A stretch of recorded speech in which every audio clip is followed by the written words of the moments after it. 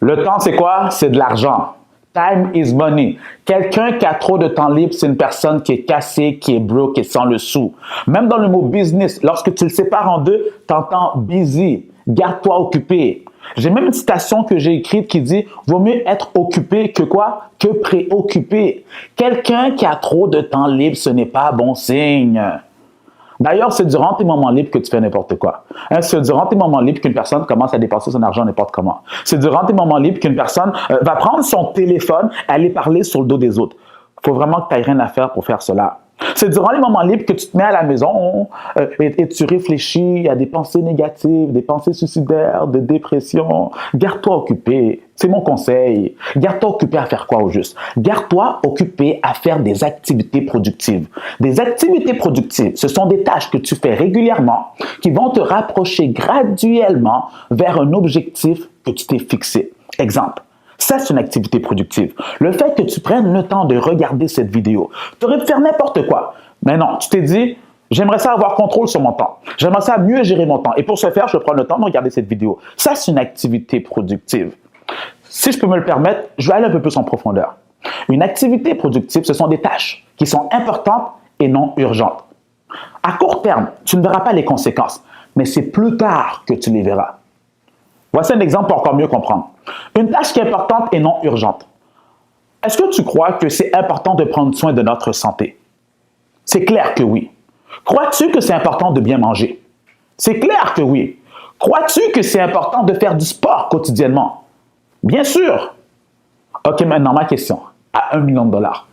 Parce que je t'en parle dans cette vidéo, une fois que tu auras terminé, tu vas aller t'inscrire dans un gym et changer ton plan alimentaire? Bien sûr que non. Pourquoi? Parce qu'on sait que c'est important, mais ce n'est pas urgent. Et quand est-ce qu'on verra les conséquences? Plus tard. Mais est-ce qu'il faut que tu attendes d'arriver dans le bureau du médecin et qu'il commence à t'énumérer toutes sortes de maladies avant de te réveiller? Non, tu peux le faire dès maintenant. C'est de même également aussi avec nos relations.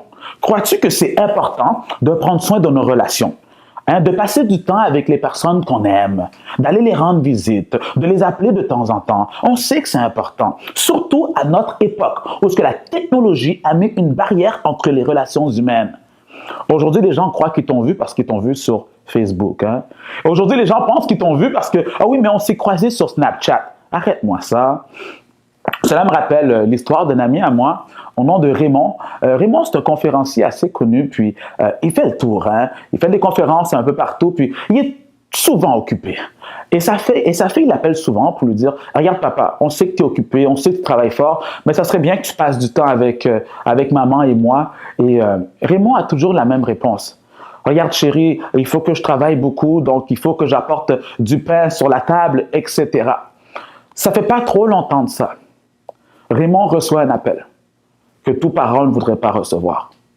La police l'appelle pour lui dire que sa fille vient de se faire frapper par un train. Elle est morte sur le coup. Raymond savait que c'était important de passer du temps avec sa fille. Mais aujourd'hui, d'ailleurs, si tu le croises, il y a une question qui te poserait. C'est quand la dernière fois que tu allais rendre visite à une personne proche de toi qui te tient à cœur? Est-ce qu'il faut que tu attendes d'arriver à son enterrement et te dire, tu sais quoi, j'aurais pu la rendre visite, j'aurais pu la passer un coup de fil, j'aurais pu l'inviter à manger? On sait que c'est important de prendre soin de nos relations, mais ce n'est pas urgent. On remet toujours ça à demain. C'est de même également aussi pour notre vie personnelle. Crois-tu que c'est important d'avoir des objectifs de vie, d'avoir une vision pour notre vie? J'aime dire que tu ne peux atteindre une cible que tu ne vois pas. Moi, il y a une question que je pose parfois lorsque je rencontre les gens, c'est « Où est-ce que tu te vois dans 5 ans? Où est-ce que tu te vois dans 15 ans? Où est-ce que tu te vois tout court plus tard? » Imagine-toi qu'à cette question, j'ai entendu toutes sortes de réponses. Moi, je vis au jour le jour. Je pense pas à demain. J'ai aucune idée où est-ce que je vais me diriger. Récemment, je fais du bénévolat dans les écoles secondaires afin d'aller inspirer les jeunes, de leur parler de la vie, d'avoir des objectifs. Et je parlais à un jeune et je lui demande « Tu te vois où dans 5 ans? » Et ce jeune me répond « YOLO ». J'ai aucune idée de ce que ça veut dire. Donc, je me suis dit sûrement qu'il a mal compris ma question. Donc, je le répète, ma fameuse question. Tu te vois où dans 5 ans? Tu te vois où plus tard? Qu'est-ce que tu comptes faire? Et il me répond avec un gros sourire, YOLO. Je lui dis, regarde, j'ai aucune idée c'est quoi. Il me dit, OK, toi, tu es vraiment déconnecté. Hein? Je lui dis, en effet, je suis vraiment déconnecté. J'ai aucune idée de ce qui se passe aujourd'hui. Allez, explique-moi ce que ça veut dire ton fameux YOLO. Il me dit, c'est YOLO. You only live once. Tu n'as qu'une vie. Ne pense pas à demain. Je lui dis, wow, attends-moi une seconde, mon jeune. Malgré ta belle philosophie, hein, de dépenser ton argent aujourd'hui parce que demain, tu ne penses pas si tu vas mourir, je vais te dire quelque chose. Le 5 ans, il va arriver quand même. Et quand il va arriver, il va te trouver où? Cela va dépendre de ce que tu fais aujourd'hui, demain et les jours qui vont s'accumuler. D'ailleurs, on nous dit qu'on sera exactement la même personne dans 5 ans et aujourd'hui, à l'exception de 2 points. Ces 2 points, c'est, je pourrais dire, les éléments qui transforment une personne. Le premier, et que je te conseille fortement d'appliquer dans ta vie, c'est de lire des livres. Car lorsque nous lisons des livres, ça nous transforme. Et je ne te parle pas de n'importe quel livre, parce que maintenant, il y a toutes sortes de livres bizarres, des 50 Shades of je ne sais pas quoi. Et non, regarde, je te parle de livres qui vont te transformer, qui vont te permettre de grandir. Le monde lise à peine un livre par année, ça ne fait pas de sens, ça fait pas de sens. Applique-toi à lire des livres. Il faut que tu grandisses. La vraie connaissance se trouve là-dedans. Et le deuxième élément qui transforme une personne, ce sont les personnes que nous croisons. Tu sais, les personnes que tu croises durant ta vie, il y en a qui vont te marquer positivement et il y en a d'autres qui vont te marquer d'une autre manière. Mais tu le sais que ça te transforme quand même.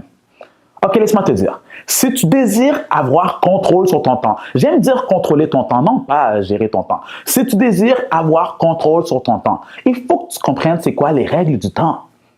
Et pour comprendre les règles du temps, il faut aussi comprendre c'est quoi les règles de l'argent. Parce qu'on dit que le temps, c'est de l'argent.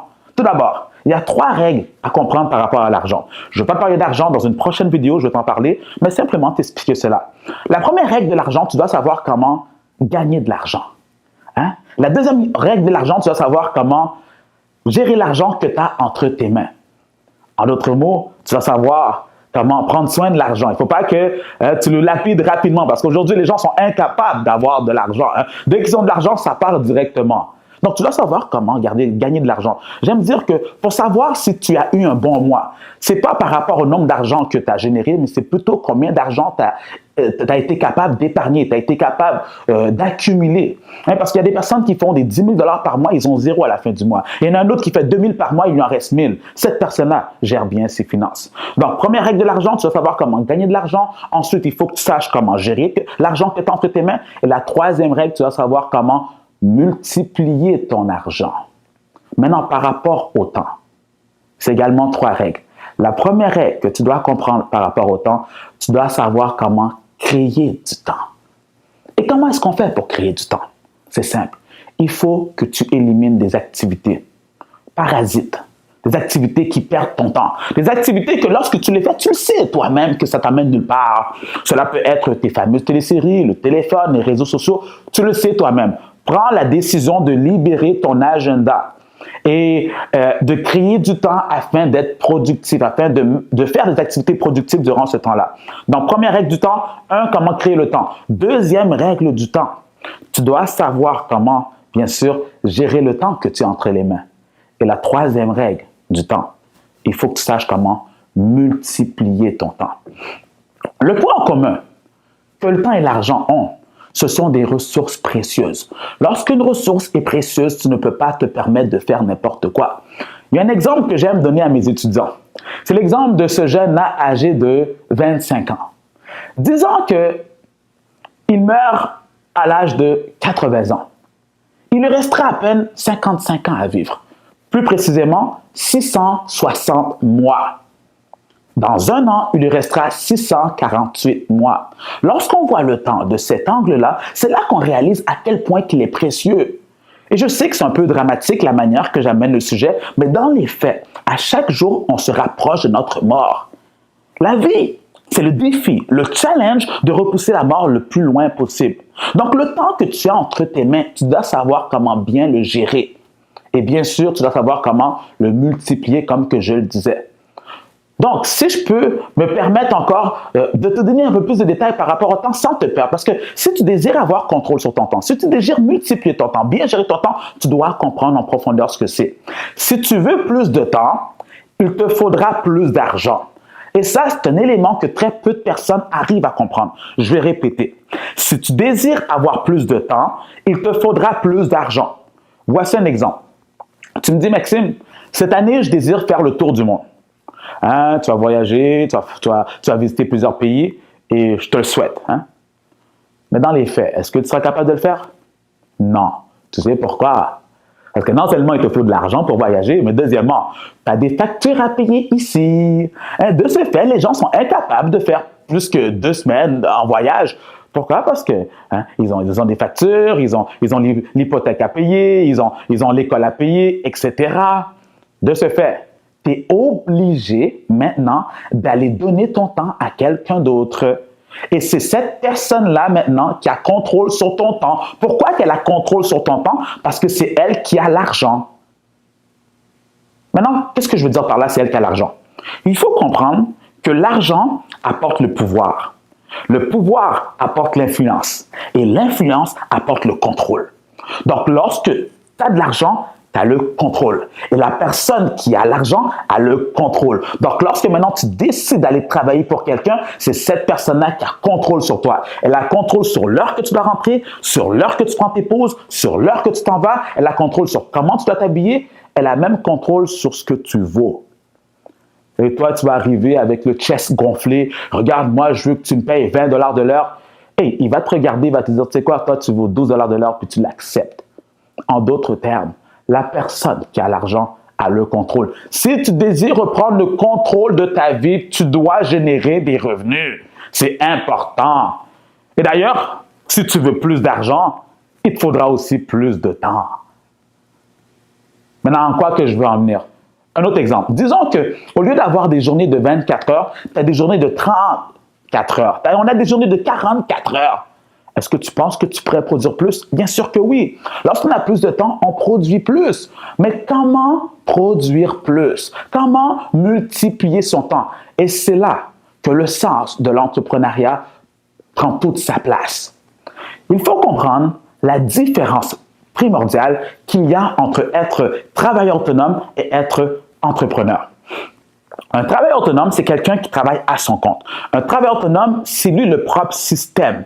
Hein? Si, exemple, il n'est pas capable de travailler, mais il n'y a plus d'argent qui rentre. Hein? S'il part en voyage, il n'y a plus d'argent qui rentre. En d'autres termes, tout dépend de lui. Tandis que l'entrepreneur, c'est le contraire. L'entrepreneur a un système qui travaille pour lui. Donc, si maintenant je fais le lien entre le temps et l'argent, le travailleur autonome, je pourrais même dire l'employé, ces gens-là vendent leur temps. Ils vont aller quelque part, ils vont dire à l'employeur ou ils vont dire au client, voici, je vaux 20 $ de l'heure. Voici, je vaux 25 $ de l'heure. Voici, je vaux X nombre de dollars de l'heure. Donc, ils vendent leur temps. Tandis que lorsque tu es entrepreneur, et c'est vers là que tu dois te diriger, tu ne vends pas ton temps, non. Tu achètes le temps des autres. Et c'est de cette manière-là que tu peux multiplier ton temps. Sachant que ton temps est limité en 24 heures.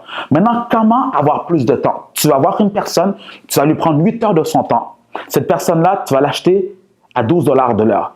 L'autre, tu vas l'acheter à 15 $ de l'heure. Finalement, tu as plusieurs personnes qui travaillent pour toi et c'est comme ça que tu es capable de générer un revenu sans que tu sois là physiquement. Et bien sûr, si tu n'es pas obligé d'être là physiquement, c'est comme ça que tu peux te permettre de partir en vacances. C'est ce qu'on appelle des revenus passifs. C'est ce qu'on appelle des revenus récurrents. Ce sont des revenus qui rentrent sans que tu aies besoin de travailler directement. Mais pour ce faire, pour être capable de faire cela, tu as besoin d'acheter le temps de la personne. Et pour être capable d'acheter le temps de la personne, tu as besoin de plus d'argent. Tout est relié. Maintenant, on va revenir à la base. Time is money. Maintenant, tu me dis, OK, Maxime, c'est correct, tout ça, j'aime pas de business, ou sinon, je viens de commencer. Comment est-ce que je peux me permettre, bien sûr, d'avoir autant d'argent pour engager un personnel, pour engager une secrétaire, pour engager une assistante? Comment est-ce que je peux faire ça? On va aller à la base. À la base, reprends contrôle de ton temps. La manière que tu peux reprendre contrôle de ton temps, c'est en ayant le courage et le caractère d'être capable de sortir un seul mot de ta bouche. Devine, c'est lequel? Ce mot-là est simple. Le mot, c'est non. Le jour que tu seras capable de dire non, tu vas dire au monde entier, aux gens qui t'entourent, j'ai contrôle sur mon temps. Aujourd'hui, le monde a peur de dire non, hein? Parce qu'ils ont peur de décevoir. Si tu n'as pas de projet, tu deviens l'objet du projet de quelqu'un d'autre. Il y a quelqu'un qui va t'utiliser dans son propre programme. Tu deviens la marionnette de tout le monde. Il faut que tu arrives à un certain moment dans ton cheminement de vie que tu dis stop à tout ça. Je reprends contrôle de mon temps. Parce que le monde a peur de décevoir les autres. Hein? Ils reçoivent des invitations. Est-ce que tu peux venir à telle place? Est-ce que tu peux faire ça pour moi? Et maintenant, ils ont des réponses telles que laisse-moi y penser. Je te reviens là-dessus. Je vais essayer. Pourquoi pas? Toutes sortes de réponses, sauf non. Apprends à dire non. Il y en a un récemment, je lui disais ça, puis il me dit, Maxime, regarde, si je commence à dire non à tout le monde va penser que je suis égoïste. Mon conseil, il faut que, un moment, dans ta vie, tu deviennes égoïste. C'est important. Parce que si tu t'occupes de toute la planète sauf toi, tu vas mourir. D'ailleurs, il y a un dicton qui dit que la charité bien ordonnée commence par soi-même. Et le jour que j'ai compris ce dicton, c'est le jour que j'étais dans l'avion. Vous savez, dans l'avion, hein, quand on donne les consignes, ils disent que quand il y a un crash, hein, quand que l'avion il crash, et puis il y a les bonbonnes d'oxygène tombent, et tu es avec ton enfant de 2 ans, la première chose qu'on te demande de faire, c'est quoi?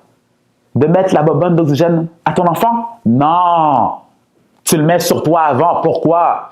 Comment peux-tu aider quelqu'un si toi-même tu es en train de mourir? Comment peux-tu aider quelqu'un dans le besoin si tu en fais partie? Si tu veux aider un pauvre, deviens riche. Mon conseil, prends la décision d'être égoïste pour les prochaines années. Ça peut être les 2 prochaines années, les 3 prochaines années pour te construire. De cette manière-là, c'est comme ça qu'ensuite tu pourras aider les autres. Mais pour ce faire, il faut que tu aies le courage de dire non. Alors pour résumer, si tu désires avoir contrôle de ton temps, arrange-toi quotidiennement à faire des activités productives qui te permettront d'avancer vers un objectif fixe. Mais pour faire des activités productives, tu dois te concentrer, bien sûr, à faire des tâches qui sont importantes mais non urgentes. Et pour faire ces tâches qui sont importantes et non urgentes, tu dois libérer ton agenda. Tu dois créer plus de temps. Et pour créer plus de temps, tu dois éliminer des choses que tu fais qui ne t'emmènent nulle part. De cette manière-là, en investissant en toi, tu pourras mettre une entreprise qui sera assez lucrative pour éventuellement, tu seras capable d'acheter le temps des autres. De cette manière, tu seras libre financièrement et tu pourras passer ton temps à voyager. J'espère que tu as apprécié cette petite capsule.